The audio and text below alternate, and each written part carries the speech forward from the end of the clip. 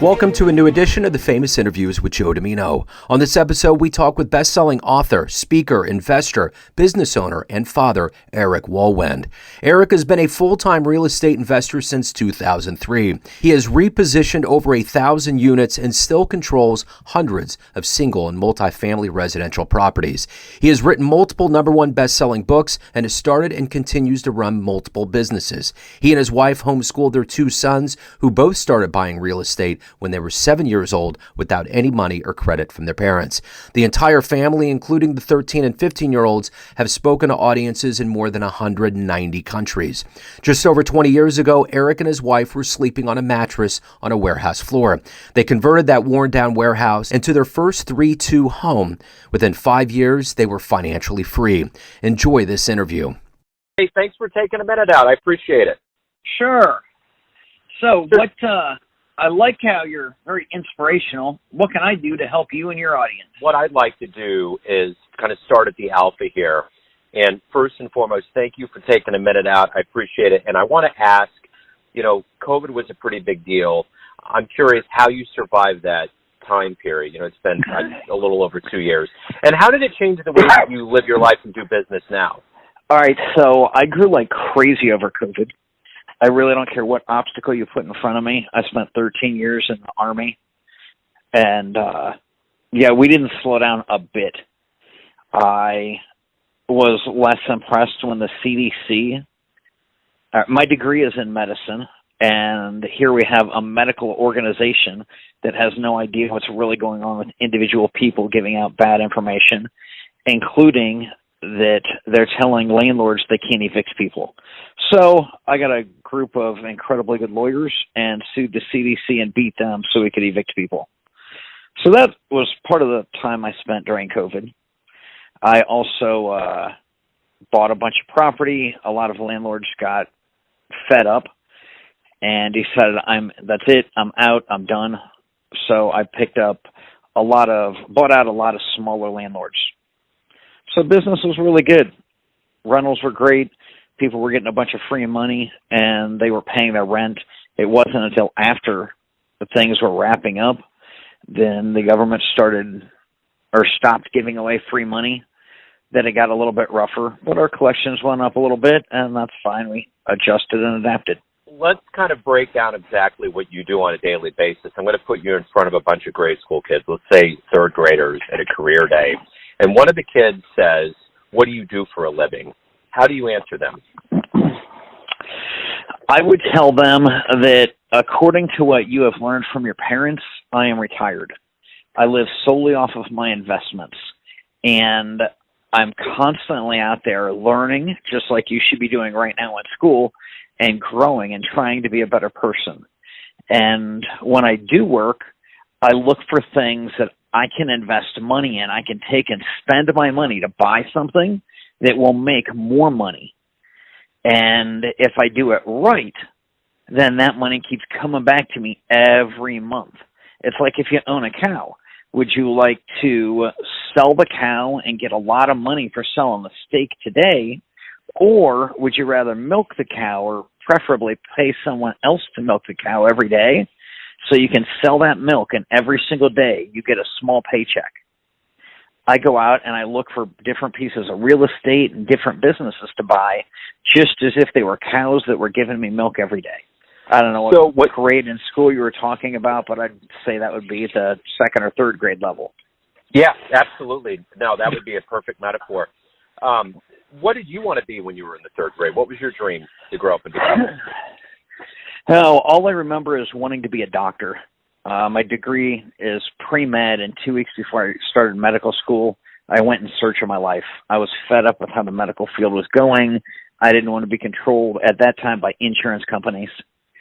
And after spending 13 years as a medic in the Army and working on squads and working in emergency rooms and getting a 4-year degree, I just said, that's it. I can't deal with this anymore. I need to find something where I can actually have some control over my life.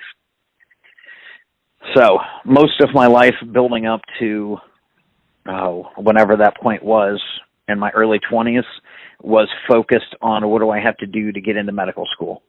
So it was over 20 years ago that you were sleeping on a mattress and that sea change happened in your life. What was kind of the tsunami that led up to that? And, kind of how long did it take for you to get your footing and figure out, where your ground was? So I had these ideas that, a man's role, a woman's role, whatever. We weren't sleeping on a mattress because we were destitute. My wife and I made the choice that rather than pay $400 a month in rent or whatever we were paying at the time, we took over this broken down warehouse. Even though there was no heat and no plumbing, we went in and turned it into our first house. And I just thought, it's my responsibility. I need to provide a house now that I'm getting married. How do I do that? And that's what we did. And the lessons that we learned working together, turning that warehouse into our first home, allowed us to rehab and reposition more than 1,000 more rental units in the last 23 years. So who's been kind of a role model or a hero for you in your life? I would say that my mom finally got me to read Rich Dad, Poor Dad, so obviously Robert Kiyosaki. When it comes to writing books, Mark Victor Hansen, spent a lot of time with him. He's the one that published our last 4 books. Actually, Devin's got one coming out in a couple of months. That'll be the 4th one he's published with us.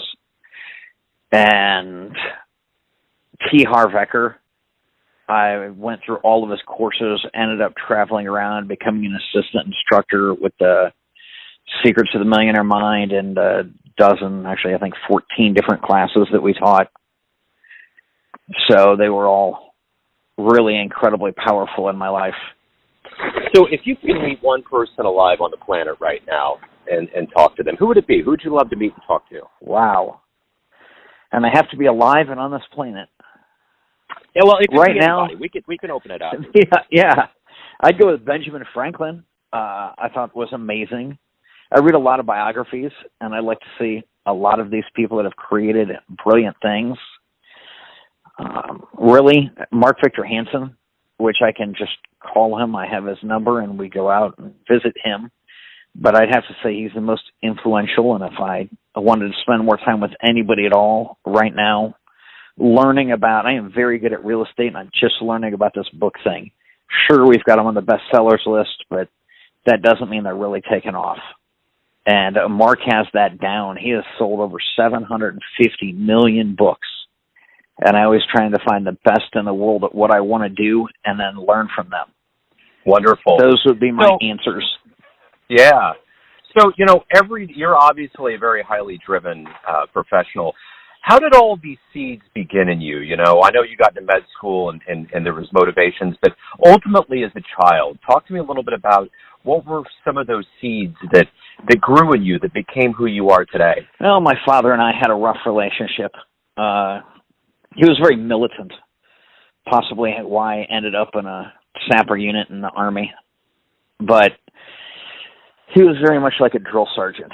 And he wasn't a bad dad. I mean, there was a lot of bad dads out there. There's a lot of absent fathers out there.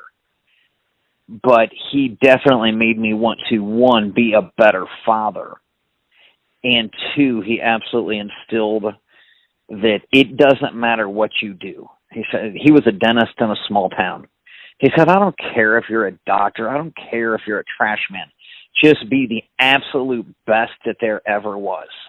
He goes, you strive to be the best. And it didn't matter if we got the right college degree or any college degree. It didn't matter if we had a prestigious job or we're a doctor or a lawyer. All that matters is that we always strove to be the best. So there was a big push. And then my mom always wanted to buy real estate, and it wasn't until they got divorced when I was about 15. She told her new husband, or the guy she was dating, don't marry me unless you want to own real estate because I will buy rentals. And she went out and bought a couple and thought it was wonderful. And I did a little bit of work on her first couple of properties and decided there is no way I will never, ever have tenants. This is the worst thing in the world. And now I own 400 and some, but go figure. So, yeah, we're right, yeah. So let me ask you this. At the end of the proverbial day, how do you quantify a good day? How do you look back and say, that day worked? Sitting by the fire every night with my family and having a little chat about how pumped up Devin was. He just did another podcast, or Ethan scheduled this, or somebody read their book and they got one more review and read it and it was awesome. I would say the number of people that we could touch. I looked and I bought another house, closed on it yesterday. Just it recorded today. I'm just not excited. I've done that so many times, it doesn't matter. But coming home every Wednesday night, I have a free group. You come in, you eat dinner with me, and there'll be about 20 people.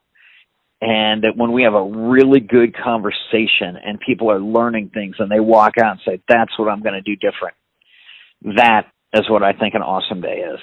What's been one of the best responses you've ever gotten, one of the best fan letters, either from your writing or from the work you've done? Oh, I would say that Gina Gardner has a huge radio show and is incredibly eloquent.